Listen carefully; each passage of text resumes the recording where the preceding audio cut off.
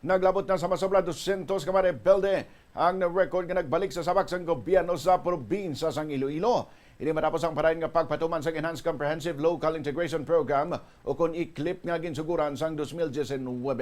Sa interview sang Bombo Radio kay Ronnie Melvi Cuarte, ang acting head ng Provincial Social Welfare Development Office, iyagin pahayag nagapadayon ng pagsuporta sa opisina sa mga nag-surrender nga ng mga rebelde. Suno sa iya, madamo sa mga nagbalik sa sabak ng gobyerno nakabaton sang benepisyo kag bulig kang isang livelihood assistance, immediate assistance kay iban pang serbisyo nga nagabulig sa ilang nga magsugod liwat sang normal nga kabuhi. Dugang panikwante sa nasabit nga numero, 95 nagpakilala bilang miyembro sa New People's Army, samtang 135 naman ang milisya ng bayan o kon NPA supporters. Para kita 231 sa mga former rebels na naato na profile tag na interview para sa assistance.